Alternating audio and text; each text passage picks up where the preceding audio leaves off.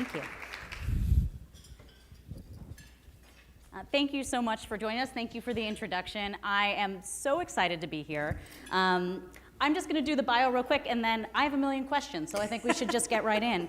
But Soraya Sarhaddi Nelson, who's here with us today, was born in Milwaukee, Wisconsin, and spent her early childhood in Iran before moving back to the Midwest. She got her undergraduate degree from the University of Maryland. And so on her very lengthy resume, here are just a couple of highlights. So we heard about the Pulitzer Prize in 1997. She reported from Iran and Afghanistan for the Los Angeles Times following 9/11. She served as Knight Ritter's Middle East Bureau Chief. She covered the Schwarzenegger administration for the Orange County Register. She established NPR's bureau in Kabul, Afghanistan. She reported from on the Arab Spring from NPR's bureau in Cairo. And now she's working in Berlin for NPR covering Central Europe. And as mentioned, she has received numerous awards, including the Peabody, the Elijah Parrish Lovejoy Award from Colby College, which honors courage in journalism, and last year, the Excellence in International Reporting Award from the International Center for Journalists. So I believe the technical term that she is a badass, and I am ecstatic to be with her today. And my goal, because there is so much to go over, is to just kind of do a little bit of a hodgepodge. Your biography, your experience reporting, and then maybe some of your insights into the world and what you're seeing today. So first, you lived in Iran in your very early childhood up until the age of 7. No, actually 7 is when I moved there. Oh, you moved there at 7. Right. And you left the country in 1978, so just before the overthrow of the Shah and the Islamic Revolution. So did your family have any inkling as to what was coming, and how do you think that proximity to history influenced the career that was to come? Well, my father was in charge, or at least had a high position within a company that was a defense company there, linked to the Shah, and there were a lot of American companies working with them. So he was very much plugged into what was going on, but we were also seeing protests. You know, there was concern about the fact that the Shah was banning the veil for the women and doing other things that the more conservative branches in the Iranian government, or I should say the Iranian population, were opposed to, on top of the fact that the religious establishment did not get along with the Shah very well. So my dad came to us one day in July of, or it was closer to September, and he just basically said, okay, we're packing our bags and we're going. And we actually moved to Maryland, and a few months later, everybody else was evacuated who was still there from Shiraz. They were allowed only one suitcase, basically, and per person, and that was it. So we left and then didn't go back. I didn't go back for a very long time until you mentioned the LA Times thing. That was actually the first time I'd been back in a while. So. And do you think the fact that this really cataclysmic event happened so close and touched your family in that way? I mean, do you think that maybe planted the bug in your idea of, international affairs, being back abroad is something that you wanted to do? Well, it's certainly something that fascinated me. I mean, for me, journalism, I lived in a government, I lived in a country where the government controlled the media. So the state media in Iran, basically the top of every newscast was a Shah receiving flowers from some little kid visiting some factory. I mean, there was no real news the way we understood it. And my dad, like most, I guess, Middle Eastern dads or whatever, wanted me to be a doctor. That was, we were all supposed to be doctors. So I really hadn't thought about journalism, but it definitely did plant that seed. I mean, I was fascinated by these protests. I was fascinated by the fact that a country would completely fall. And so it definitely planted the seed for me. And also just coming back to the United States and sort of seeing this backlash against anything Iranian. I mean, that was the time of the hostage crisis too. So I really experienced a lot as an individual of Iranian background and German background on my mother's side, but the Iranian is what came through, and it was just amazing to see how people reacted to that. So that also made me really fascinated in, why do we perceive the world, or why does the world perceive us the way it does, and that sort of helped guide me to the journalism path that I took. So. And so when you seized on the idea that you did want to be a foreign correspondent, in your head, what did you think that looked like? And then how is that different from the reality once you got on the ground? Well, I just thought I would definitely be in the Middle East covering wars. That just was fascinating to me. I mean, the Middle East just in general fascinated me because conflict is something that I experienced at a very young age, watching what happened in Iran. So I thought it would be, I did think I'd be doing a lot of running and gunning. I never harbored any illusions that I'd be, overseeing a bureau and in charge of people or having to worry about logistics or, danger. I mean, it was more starry-eyed, the approach, and it took me a long time to get to that war correspondence thing. I mean, that's the other thing. I didn't really have a realistic expectation of how news organizations felt about women war correspondents. So it took a while for me to even be able to do that, and then what I discovered is that it's actually, you know, I think a professor of mine told me this once, 90% logistics and 10% actually reporting, because in most countries that I ended up being in, it's very difficult to even have electricity or food or water, you know, clean food and water, or being able to manage staff, you know, or as functioning as a woman, you know, all these things take a lot of time that take away from the reporting. So whenever I have to parachute into somewhere new for a story, I have this moment that's kind of what an editor very wisely called like the empty notebook syndrome, which is like before you've got that first interview in or before you've got the first kind of detail down or something, there's a sense of like, I'm going to come back with nothing. I'm not going to be able to deliver. And of course, the stakes for you doing that is so much higher than me going to, say, San Francisco and that being a problem. So how much did the empty notebook syndrome sort of factor into your early days? Was that something that you have now been able to sort of conquer? Oh, it still happens. I mean, it's the most recent example that was really intense for me was Ukraine, for example. Ukraine is not really part of the beat that I cover in Central Europe. But lo and behold, our Moscow correspondent had to be somewhere, couldn't be there, so I got a call from the international editor, and she said, I need you in Kiev as soon as possible. And I'm like, okay, I don't know anything about Ukraine. This is a place where I have no language connection, no historical connection. Do I even need a visa to go to this place? It was just like, oh my God, what do I do? So thankfully, my husband, I said, you need to look up stuff for me to read on the plane. Well, I figure out the logistical end of it. And I tried to get in touch with my Moscow correspondent. He's like, I don't have any fixers, nothing to. A fixer is the term that we use for people who do the translation and also help set things up. They fix things. That's why we call them fixers. So they're crucial, especially if you're going to a country where you don't know, the language or you don't know anything about it. So, but I managed within 18 hours to be on the ground in Kiev. And late at night, the taxi driver who spoke 3 words of English and sort of with hands, feet, or whatever, he figured out I was a journalist and was trying to tell me about the revolution that was coming.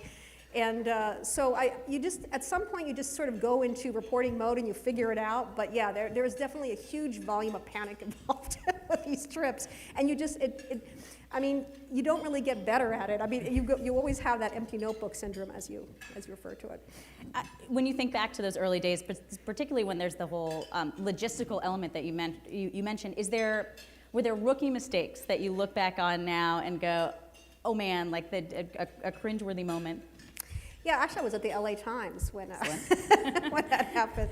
It had nothing to do with the poor LA Times, but I was in Iran waiting to go into Afghanistan. This was after 9/11, and my job was to go into Western Afghanistan. And after a long, convoluted series of things, I was able to get into Iran, and I went to the south of the country where there were a lot of Afghan refugees, sort of along the border. And or actually, no, sorry, I'm confusing. Well, let me start with that, and then I'll explain what happened afterwards. So then I ended up we went to this camp, and there were these children who had nothing, just absolutely nothing. So I went ahead and I bought like a whole bunch of balls and things, for these kids to have, which I did it out of my own money, and I, was not letting that interfere with the reporting per se, but I really felt like I had to do something humanitarian for these children. So then let me dial it forward. I go to Afghanistan a short while later. We're finally allowed into Western Herat. So there were these families in this district called Shindan that had been, I can't remember now if it was the Taliban who had killed them or if they're in the course of the war, the invasion or whatever, they lost a lot of people. So you had these widows with kids, and they really had nothing to eat or drink or whatever. So after my interview, I did something which you're probably not supposed to do, but I said, okay, here's some money for you so that, again, it was after the interview, and I just felt like I had to give them something. It wasn't much. It was like $25. Well, the next thing I know, a few days later, I'm hearing all this grumbling from fellow reporters who are in Herat. They're like, man, they're like all demanding money down here at this place, and sure enough, there's like, oh, well, this reporter did it, so we're going to do that. So yeah, I would call that a rookie mistake, and it's hard because your heart really breaks when you see these children and these families who are suffering, and they'll give you. That's the thing is that they may have nothing or have very little, but they'll give you tea or they'll give you their last cake or their last piece of bread, and you have to take it. I mean, that's just the very strong hospitality that they offer there, and it would be an insult not to. But you really feel like you want to help them, Right. that you can affect change. And just telling them, oh, we hope the article will make a difference in your life doesn't really mean something to someone who has no money or anything. I'm really curious about, trying to draw to what we're sort of seeing in the headlines today. So you covered Israel and Palestine for Knight Ridder. You were in the region for the second Intifada. And so again, we're seeing tensions in that region flaring up, and the regular protests in Gaza, and a very bloody skirmish that coincided with the opening of the American embassy in Jerusalem. And so I'm just from your perspective, knowing the region as you do, obviously it's been some time, but do you see any parallels between what you were seeing on the ground back then and what you're reading in the news today? It's worse than ever. I actually had the privilege, because to me it's always a privilege to be on the front line of history, and that's what I feel like I get to do a lot. So I actually went back to Israel and Palestine, and more Israel. My job was to cover the Israeli side of it in 2015, when there was when there were the attacks and the incursion into Gaza. And what I saw there at that time was a separation and a segregation where basically the generation coming up of Palestinians and the generation coming up of Israeli Jews in particular had absolutely no connection to each other. I mean, it wasn't like during the Intifada when I was there, you still had people who had actually worked together, lived together, knew of each other, and even though these things were going on and there were a lot of hard feelings, they still saw each other as human. And that's something that didn't exist in 2015. I ended up doing a story because it was just so shocking to me to watch the generational difference between, basically my generation and then their children, how they interacted, because it really was as if each side had become a caricature for the other, had become a cartoon. And it's very difficult to come to some sort of compromise or agreement to live together, whether in a two-state solution or a one-state solution or whatever comes down the road, when you don't see the other side as human. And that was actually something that, this sort of phenomenon was something that was created by the wall, which had, in fact had stopped. I mean, if you look at the amount of explosions and things that were going on, it definitely, made the difference in that. But there was a human cost there that I think actually does more damage, in the long run. I mean, I certainly can't say that it would be good to go back to an intifada. It's a horrible situation when you have people, blowing each other up like that. But now it's like there's no communication, and there's no chance of the sides coming together because they just don't see each other as human. That was very disturbing to me, I have to admit. It's so interesting because I think there's a degree of idealism that's required to be in this field, and particularly the way that you're doing it. And yet when you're covering these stories that, 13 years ago from when you were, it's getting worse than it was. I mean, how do you maintain that sense of idealism? That I can see sort of the cynicism, I can't imagine how you wouldn't be able to have that sort of creep in a bit. So tell me about, when you're seeing it getting worse in that situation, is that harder for you to then want to go out and report on these things? It's harder, and I think nowadays, because the dialogue, not just in this country, the political dialogue and the dialogue in the population has become so harsh. It's the same in Europe, it's the same elsewhere. There just doesn't seem to be a whole lot of empathy and humanitarianism with each other. But you still find those little things that happen. I mean, in 2015, you had the refugee crisis in Germany, and at least for a while there, you had Angela Merkel, despite political consequences, opening up the country, and Germans just pouring out and embracing people. I mean, it was just something that really, heartened you. And so you just try to look for those sort of stories, and so that you're not just continuously feeling demoralized. But I mean, it was like with the Arab Spring, there was such an amazing feeling to first see the people there as they rose up against Mubarak, put away decades of oppression and of dictatorship, and it looked like they had hope for a democracy and for a future, and now it's like completely gone back. I mean, it's depressing. It really is depressing, and you have to kind of watch it as a reporter, because especially if you've been doing this for years and years and years, you do develop PTSD and depression and other things, and it is really, I find this time that we're in right now to be the most demoralizing that I can remember. In my career as a foreign correspondent, which is a pretty harsh thing to say. But. Well, and to that point about, trauma and PTSD, you yourself have been in these situations that are, reading about them now, it gives me chills. So I can't even imagine what it's like to be in this. So for example, in 2004, you were detained by the Mahdi army, who, by the way, Muqtada al-Sadr now back in the news. That's right. He's the king whisperer, like a leader whisperer in Iraq, yes. So he's now in charge. Everything, it's the... It goes round and around. Exactly. So there was an execution order for you. Yeah. How does your brain function in that moment? Well, I didn't know that that was what was happening because Okay. they had a, I mean, I thought I was such a cool, I guess this is, I wouldn't call it a rookie mistake because at this point I was pretty seasoned, but I was so excited about being in Najaf. I had managed to get in because I am half Iranian and because my father is Iranian, I actually have an Iranian passport. So in addition to my American passport. So I had used my Iranian passport to get to Najaf. And I was the only American reporter there, basically. So I was doing CNN, and that was actually my first time on NPR, you know, because at that time I was still a print reporter, and I just thought I was badass, as to quote you. And it didn't occur to me that, you know, after 3 weeks of being there, that maybe Muqtada al-Sadr and his Mahdi army might get a little suspicious about who is this chick, and you know, and she says she's Iranian, but she's doing these, you know, Western broadcasts and blah blah blah. So they suddenly came to get me, you know, with guns in my hotel room, and they wanted to take me to Kufa Mosque, where I know they were assassinating or they were executing people who were seen as spies, and they kept saying jasus, which is the Arabic and also the Farsi word for spy, and they kept saying jasus Amriki, American spy, and I'm like, no, no, no. So I'm showing them a picture of Eric, poor Eric, he hates the story. So anyway, it's like, you know, I'm like, please don't do this. And I was freaking out because I thought, okay, this is it. But I had no idea that they had held a trial for me. I learned this when I was on NPR later, that they held a trial for me in absentia, and they decided I was a spy and I was to be taken to Kufa Mosque and executed. So I didn't know what was going on. I kept saying, I'm not, you know, here, Irani, and I had managed to hide my one American ID, which I had, which was for the military, because the Marines had surrounded Najaf, and they were going to come in, and I didn't want to get, you know, I wanted to be able to cross the lines if that happened. Obviously, I wasn't really looking to be in a firefight if I could help it.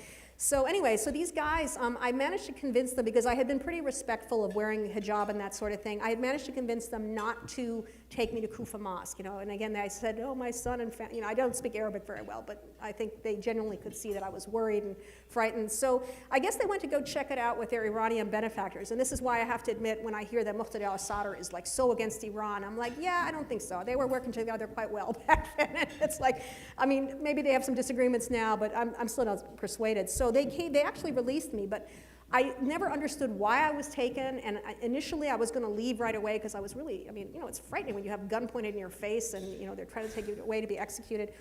But what was more frightening, as you said, was the execution order, which I discovered a couple years later when I went back to Najaf and I was working with NPR. One of the translators at the time had actually been with the Mahdi army and had been at my trial that I didn't even know was going on. And they said, you know, and they had issued this execution order, which apparently is in Syria somewhere. I don't know if it's still there, but it's like, don't ask me how the Syria connection came in. I don't even remember this at this point. But there's a letter that actually says, she's guilty, she's an American spy, take her to Kufa Mosque and have her executed. So, yeah. I'd love to have that as a picture over my that is a memento. But I don't think I'll be going to Syria to find it, so yeah.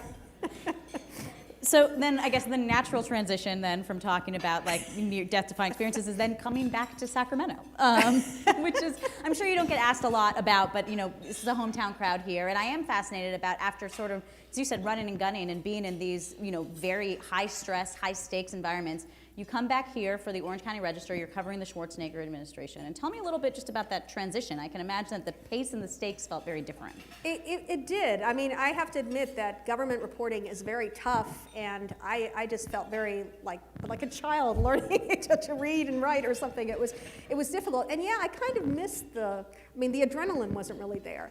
But it was interesting because, you know, Governor Schwarzenegger was an interesting character, and I actually, on my way back from Israel, moving to Sacramento, I had decided to stop in Austria and go check out his relatives and friends and do a story about that. So he actually, when I first met him for the first time here, he's like, oh, so you're the one who's been doing this. And we would speak in German, he and I, so, because I'm fluent in German in addition to Farsi and Dari. So yeah, so it was interesting, but I really missed being, I mean, it wasn't, people say, are you an adrenaline junkie? And I think the honest answer is yes, but it wasn't just that. I just feel like my strength is to be able to bring stories from people in these places that we can't even imagine, you know, and to bring that back to an American audience so that they have a better understanding of the world, and hopefully the people in the field, you know, these areas have a better understanding of what Americans are, because a lot of them don't, you know, necessarily see us as anything but invaders and whatever either. So it's interesting. So yeah,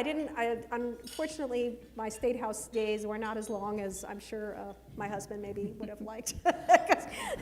Well, and that was one of the reasons that you guys came back, right? Is that For our your son, for your yeah. son wanted to relocate here, he eventually went to UC Davis. Correct, And yeah. I think it's really important for us to talk about this because the work-life balance question is a crucial one. I mean, especially for the type of career you've had. Tell me a little bit about sort of the back and forth with your family, with Eric and with your son, about where you're going, how you're doing it. Are there times that you've decided not to do something because of the input you've gotten from them? Well, there's only been one time where Eric has said, "Are you done now?" basically. And that was after the incident in Najaf. Although then 6 months later, when Muqtada al-Sadr was acting up again, and I wasn't raising my hand to go back to Najaf, Eric was like, "Well, okay, what gives? You know this guy better than anyone. You need to go." So he's been a really supportive spouse. He had to sacrifice much of his career so that I could do mine. And he's been a very willing, I think, partner in some of the places we've gone. Israel was a bit tough for him initially, and for our son. But we have this. Our son is used to us moving anyway. He hadn't necessarily been used to us moving overseas initially, but as a journalist, you do tend to move around a lot to go from job to job. But we always would have a vote in the family. It would have to be 100% unanimous vote for me to go to an assignment, because it is such a life-altering thing. Afghanistan was a perfect example of that. I mean, I wanted this to be an unaccompanied tour, even though the editor who hired me, he's like, "Well, isn't this going to be hard for your son and your husband?" I said, "Well, my son is a senior in high school. He's halfway through that, and I'm sorry, I think I'm touching my, sorry about that, I was touching my mic, here, my cord. But and I said my husband is going to stay here with him, and so for now it's going to be an unaccompanied tour." So I went to Afghanistan, and it was hard. After 18 months, and I think Eric agreed that now Stefan's in college. He spent a full year in college already. We can afford for you to come to Afghanistan. So Eric actually moved there with me. But yeah, it's just incredibly difficult, and it is, you really have to have a buy-in from your family, and you need to think about the impact on your family. I mean, I think Stefan had a much harder time of college than perhaps he might have if I hadn't been in these places where he would hear me on the radio with like gunfire, like when I went with the Marine Patrol and watched a Marine get killed, 30 feet away from me, and because the Taliban ambushed us. That was kind of hard on him, and I think even though I felt like I really always understood the implications or whatever, it was not, I didn't there. You still really have to, your family pays for what you do, whether you're a woman correspondent or whether you're a male correspondent. I don't think it makes a difference actually in that sense. So now your post in Berlin is a little bit less of a hardship post. so maybe that's a little bit of a relief for Eric and for Stefan. That's a thumbs up.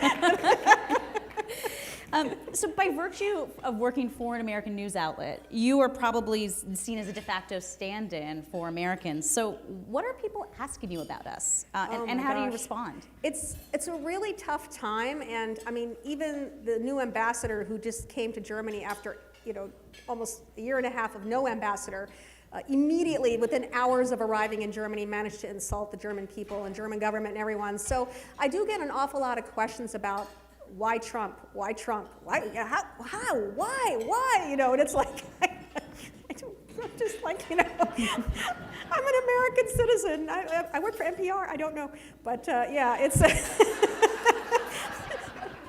It's really tough, and it's like even relatives, I mean, it's caused a rift. Like I went to a wedding, and my mother's cousin's husband was just like, after a few beers, was just letting into me about how could I have let it happen. So you do feel like you're an ambassador to your country, even though you're not really supposed. I mean, we're journalists, and you try to explain. And even in a Western country like Germany, where they understand a free press.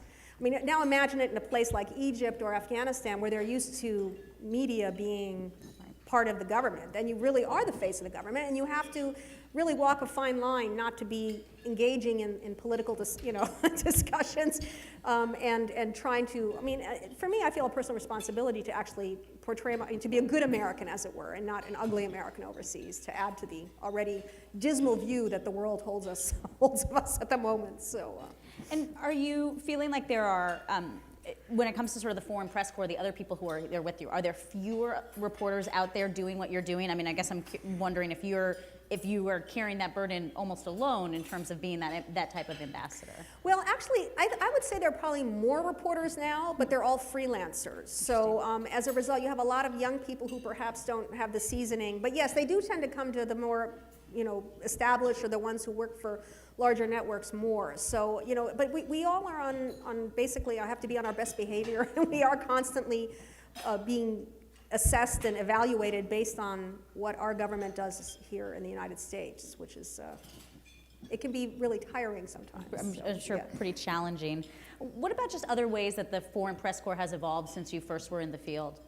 Well, I feel there are a lot, maybe because I'm getting older, they seem younger to me, but there are also a lot of freelancers, people who actually, they're very starry-eyed the way I was after college, but instead of going to a job and then going overseas, it seems, they need to go overseas on their own and then try to find work. And for a while, or even now, you find a lot of people doing very dangerous things in very dangerous places, which ends up costing their lives. And that's, it's very distressing to me to sort of see the state of journalism anyway, and the fact that after 9/11, everybody was like, why us? And there was such a voracious appetite for foreign news. Bureaus were expanding. I mean, this is how I got my full-time start, was because of 9/11. And now it's like the exact opposite. There just seems to be less and less interest, less money invested in it, less foreign bureaus. My former employer, Knight Ridder, which became McClatchy, the Sacramento Bee, you guys are familiar with that, they have closed all their foreign bureaus.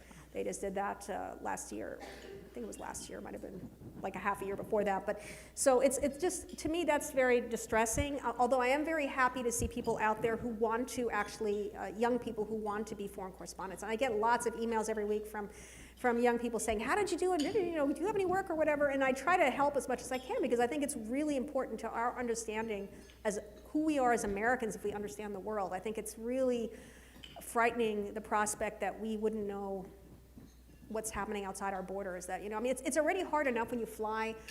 I notice this every time I fly home to the US, and it's like we have to go through the extra screening to get, I mean, it's just, we already have become this island of isolation, and it's, it's the only thing that's really, I think, to me anyway, I mean, I don't know, that keeps us from that is if we have that healthy appetite and interest in what goes on overseas. So as long as, I mean, it's not the traditional way of having papers or broadcasters send you overseas, but at least there are still people who are interested in being foreign correspondents, who are learning foreign languages and different ways of communicating, multimedia, blogs and that sort of thing, which I think can be, or is a good thing.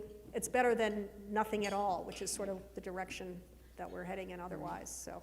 You had a really interesting piece of advice in 2009 when you accepted your Peabody Award, and there were more sort of journalists flooding into Afghanistan. You had been there, and you said, come and tell stories about the people. And that always struck me as a real tension in sort of international reporting, in that there's, kind of the official side that you have to tell in terms of reporting on governments, reporting on diplomacy, and then having to actually go out and talk to people living their day-to-day lives and sort of seeing the real-life impacts of foreign policy or events going on the ground. You managed to do that quite well, and I'm curious how you navigate that, and when you think, if you're leaning towards one side or the other too much in terms of official versus, everyday people. It's become more difficult because it seems like the interest here in the United States, even for NPR's listening audience, is much more about politics and the reaction to Trump, and whether it's tariffs that are coming on steel and aluminum, that sort of thing. So it's become more and more difficult to convince the editors even that, hey, we've got a story about people, even though they say they want that. So it was easier back in, I hate to say it, but it was easier in Afghanistan. And I think it's lacking now. I think that the coverage, again, has become much too much about, there's a bombing going on, there's another explosion, 50 people dead, 50 people dead, 50, it's like after a while you become numb to it, right, and you don't really see the people behind the numbers. And it's, I don't know, I'm finding it much more of a struggle, and I'm hoping this is just sort of the pendulum always goes this way and then that way, and so hopefully that will change again. But I don't even think I have the recipe anymore for how to do it effectively, because I'm feeling the frustration of not being able to do what I was preaching back in 2009, 2010. Well, but to that, to highlight one of the stories where I think you really did this beautifully is this this story in Afghanistan you did about the female mountain climbers and trying to scale the highest peak in Afghanistan. So that was primarily in 2015 that you were doing those stories, but you're actually going back to tell more of that story. I'm wondering if you can tell us more about the project that you're going to be working on this summer. Yeah, I mean, as frustrated as I am, I mean, I've particularly fallen in love with Afghan girls. They're just, to me, the most amazing human beings in the world because they struggle against things that we can't even imagine in terms of, the families who don't want them to to do anything other than basically serve as a commodity that they can be sold off into marriage because dowries, even though they're illegal, are not, they're very much practiced there. So you have these young women who don't really necessarily have any experience that would allow them, that you would think would make them gravitate towards school or whatever, but they eat it up when this happens. And so, to talk about Afghan mountain climbers, and a friend of mine from Afghanistan, she started this NGO. She decided that she wanted to teach Afghan girls and women to become leaders, and the way she wanted to do it was through, excellence in a variety of factors, including this mountain. I mean, why not? Afghanistan is a very mountainous country, and people there don't do mountain climbing. I mean, it's sort of a necessity rather than a challenge. And to have these young women, and there's I don't know where Emily is sitting. Emily, raise your hand. There, she's back there. She's been involved with the program as well with Ascend. Actually, she was with me when I fell down the mountain and broke my ankle, so we can talk about that. But it's just But it really draws you in. These girls really draw you in. So now, sometime this summer, they're going to be attempting the highest mountain in Afghanistan. And at this point, the team has changed over several times. Marina has since had 2 kids of her own. She's the woman, Marina Laguerre, she runs this Ascend program. But they're going to attempt it, and there are several girls, including one who I'm particularly close to, this young woman named Hanifa, who was illiterate and married off at 16 to a man who raped and abused her in ways you cannot even imagine, and she finally escaped.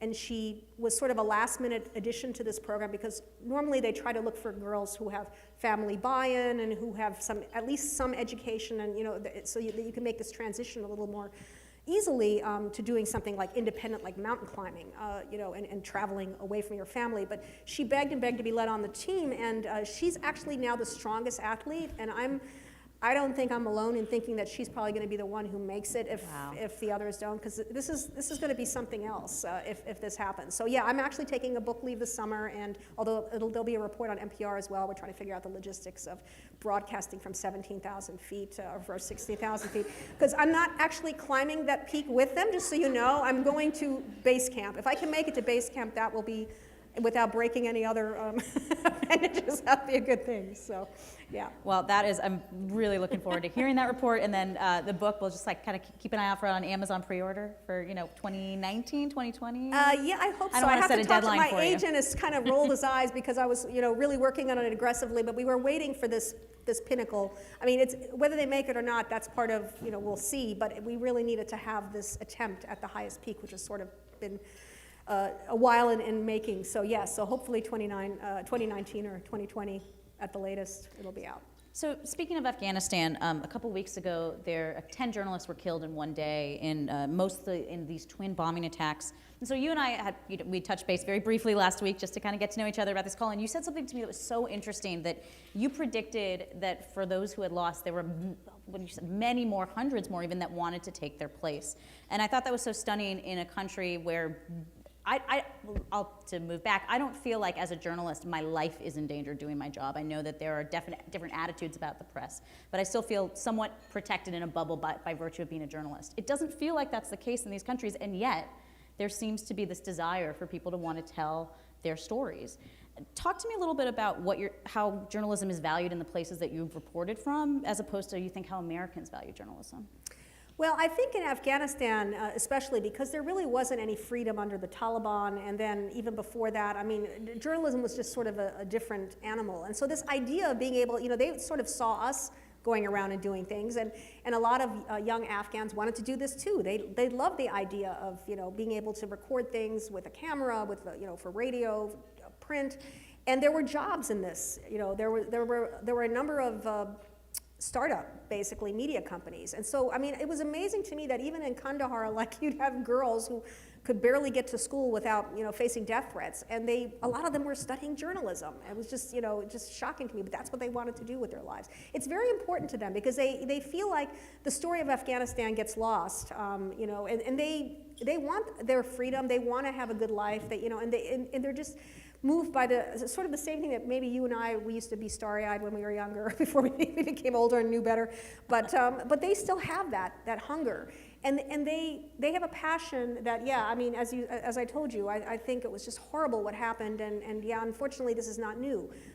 Insurgents will do the 1-2 thing, where they initially kill a group, and then they're basically targeting the second group that's coming, be it journalists, first responders, Americans, whatever the case might be, and then that's when they hit again. Iraq, that was a very common tactic, so now they're doing it in Afghanistan. But I do feel that it's a very important part of that culture and where that country is going, and whether democracy survives, if they're able to keep that.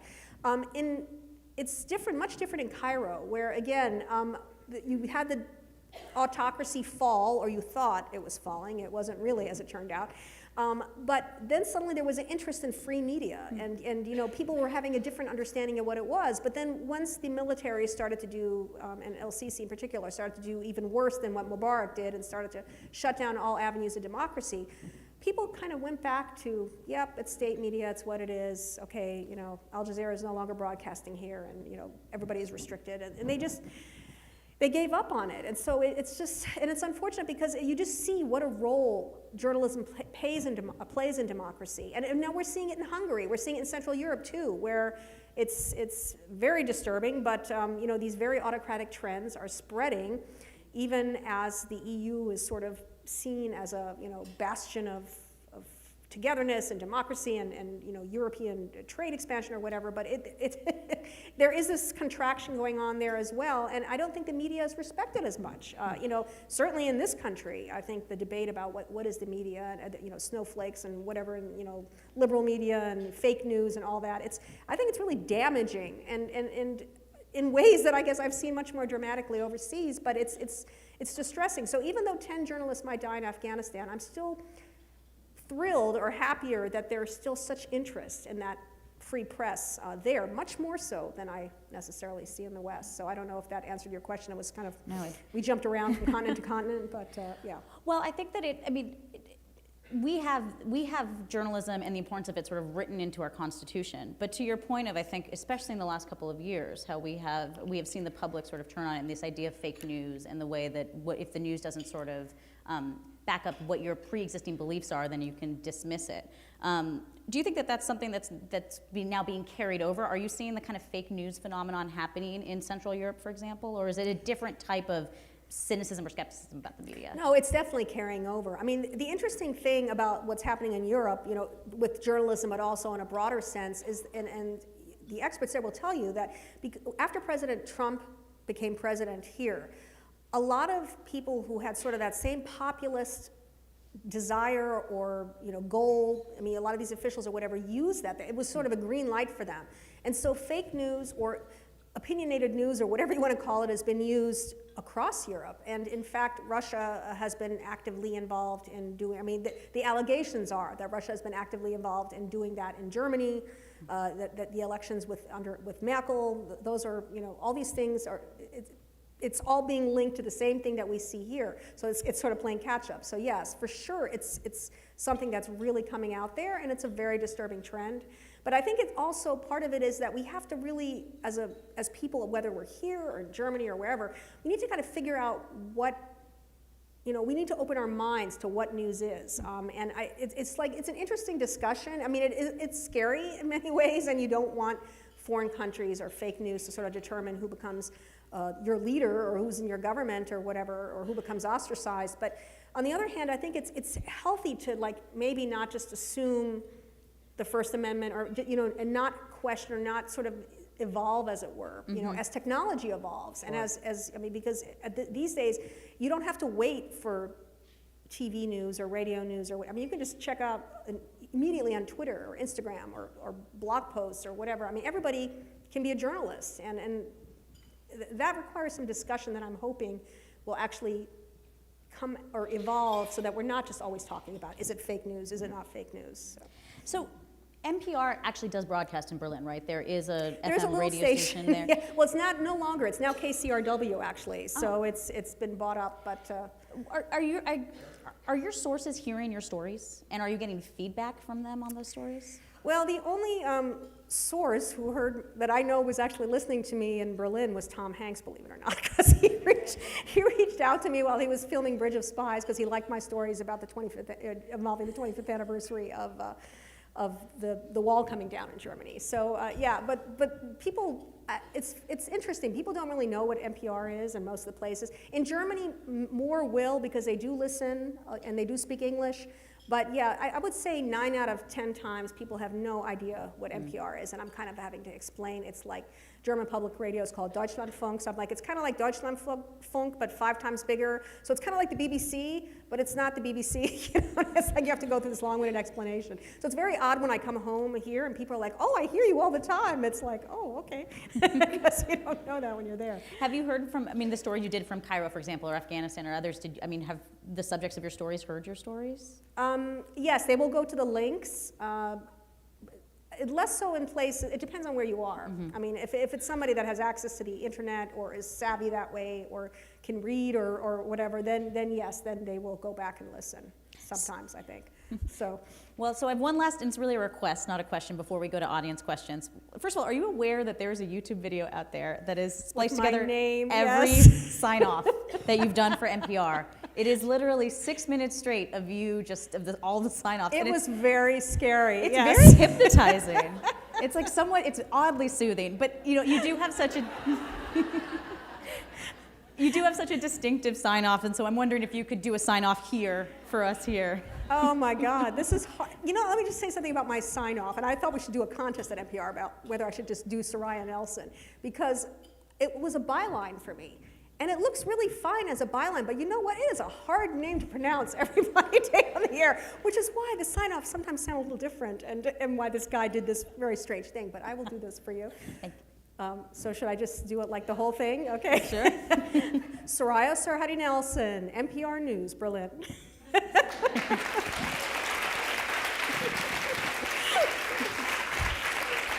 I am never going to be able to do a sign-off again without thinking of all of you doing this. So. That was my master plan all along. Well, thank you so much. So I'm sure you all have a lot of questions too, so I want to open it up to you for these final few minutes. I think folks are circulating with the microphone. If you just want to raise your hand back there in the corner.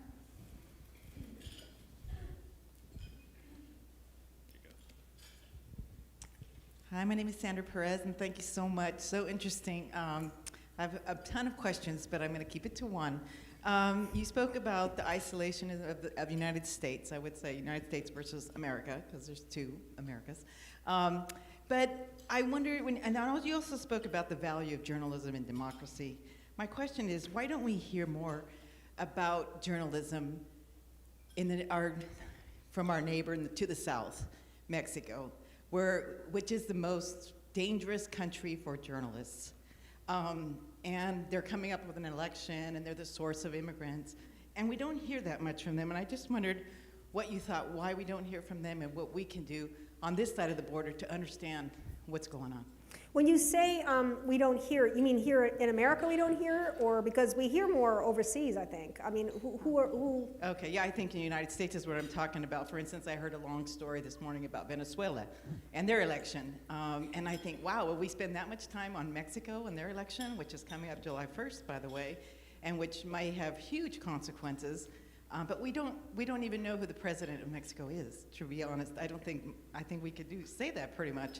I just wonder, why is that, and what do you think we could do about it as listeners or as consumers here in the United States?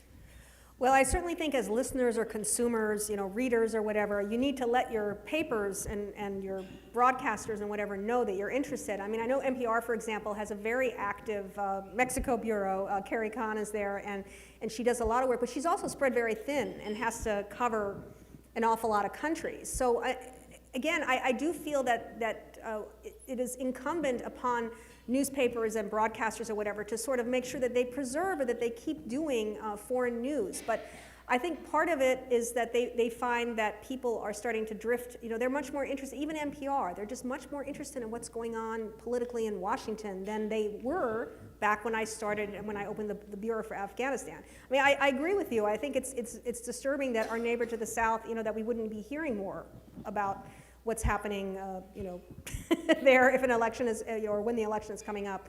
But I do honestly feel that that's something that we can do as consumers of news, is to make our voices heard a little bit more and to demand that. I mean, tweet it. Say, how come I'm not hearing anything at CNN or whoever you want to, you need to, because right now there is this perception that people don't care as much about what's happening, even for important neighbors, like Mexico. I think there's one right in the center there. Hi. As someone in journalism myself, I get asked by, college students, even high school students about, kind of what advice do you have for us? And given the kind of state of journalism right now and the kind of dialogue around it, and like you said, a lot of our foreign correspondents being freelancers, what advice would you give to up-and-coming journalists without scaring them away from going into the industry? Well, I would hate to scare them away. I would want to give them a dose of reality. I do think there are more opportunities as long as you're willing to be independent and creative. If you want to be a foreign correspondent, by all means, learn that foreign language, because that's going to make you that much more versatile even than let's say what I was as Cairo bureau chief. I don't speak Arabic, and I've always been used to like Afghanistan, Iran, Germany. I mean, I speak the language, and it makes you a much better reporter if you can actually communicate directly instead of having to go through a translator or a fixer. So I highly recommend doing that, making sure you're versatile on multiple platforms, and you just have to be super aggressive about seeking those opportunities. But if you're looking, for the kind of job where you're going to get to be in a bureau and you're going to, be getting all the benefits and a full-time salary, those opportunities are harder to come by. Doesn't mean you can't do it. We just hired our European stringer.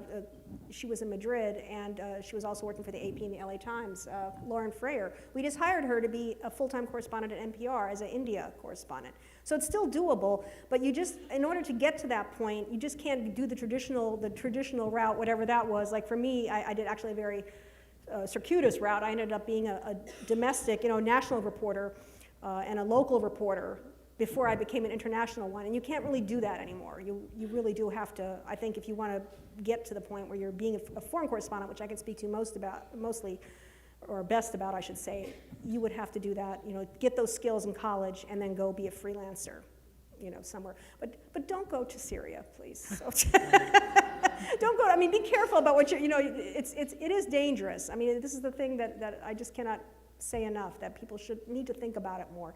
We get too starry-eyed, we journalists. We're all idealists, and we forget sometimes about the harsh reality, because journalists are targets everywhere. Any other questions? Hi. Given the current climate of foreign affairs and even this country, what do you think is the role of international media in shaping how global relations end up? It seems a little bleak right now, so I'm just wondering from your experience what you would offer. I do think that foreign coverage does shape a lot of what we think, and we have to be really cautious about what phrasing we use and how. I mean, there was I can't remember if you remember this, and maybe you could help jar my memory, but there was like somebody did a story once, and this was running around on the internet, where they were doing a domestic story, sort of doing it in the bend that a foreign correspondent would do it, and it's just like, wow, really, this is how we don't look at people that we're covering overseas or whatever the same, we don't treat them the same as we would Americans in terms of the way it's covered. And I see it increasing, again, nowadays it seems like every coverage that I can get on air very quickly has to do with Trump. You would think that that's all people in Germany or whatever talk about is Trump. And it's like, no, they don't. They actually have their own things going on. So I think it's, again, if you're hungry for different kinds of coverage, then I think, ask for it, for sure. But I do think that we have a big role. I mean, that we as American media, I think, play a big role in why our coverage is getting what I would consider to be more and more turning to oneself or myopic or whatever you want to call it. So, Anyone else?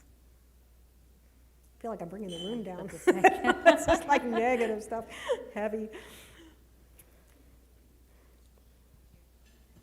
Good afternoon, and it's really an honor to have you here. Thank you for coming back to Sacramento. Welcome back. I'm Leticia Alejandres. I'm with the California Endowment, and one of the issues that keeps popping up for me, and I'm sure this is probably a bad word in the world of journalism, is activism, and journalists who are activists as well. I heard you tell your stories, and you're certainly very passionate about it. I mean, how is it, first of all, I'd love to hear your perspective on that, and how is it that you not cross that line, or do you cross that line and you do it knowingly? It's a tough line, and it's one we really have to observe, and we should not be crossing it. But it's hard not to be passionate. How can I cover, children bleeding or dying or starving in front of me? How can I not react to that? I mean, you're not human if you don't react to it.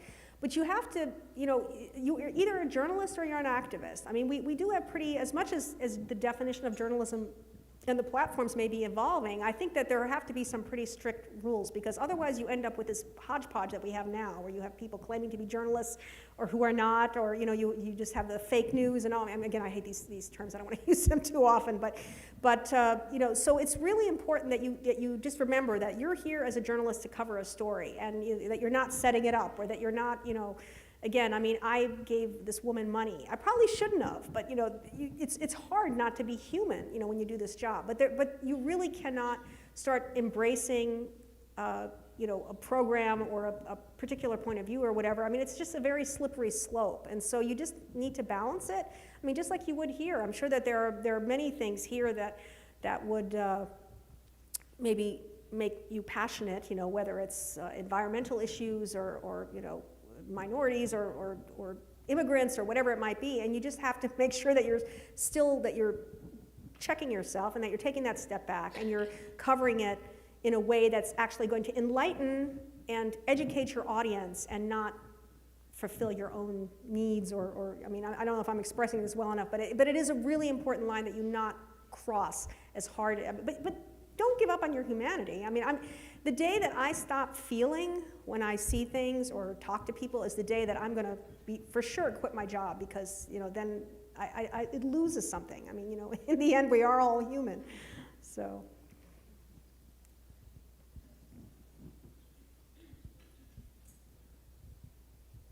Soraya, hi, it's Beth Ruiak. Hi.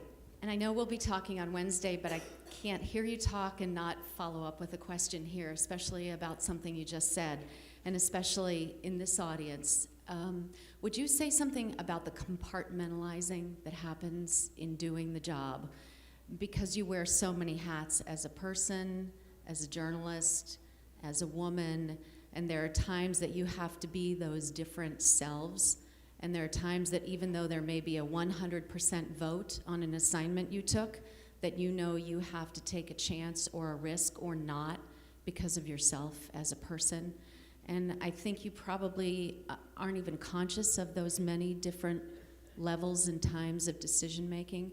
But I think that's some insight into the job that at least I'm interested in. Well, one example comes to mind of the editor who hired me at NPR, who I love dearly. He was an old grizzled war correspondent who knew the job really well, and his name was Lauren Jenkins, and I respect him to the umpteenth degree. But we came to a disagreement while I was in Libya, covering, I was supposed to be in Benghazi, and I wanted to go over to Sirte, which was the hometown of Muammar Gaddafi. This was at a time where things were getting worse and worse and worse, and in terms of the war was really heating up, and Gaddafi was still there, his people were still there, but he was about to die. So anyway, I wanted to go with a group of journalists to this hometown where there was some opportunity to do it, and it was really only safe to go in a group. And then I would have gone up with the group to Misrata, which is on the coast, on the Mediterranean, then I was going to fly back to Benghazi.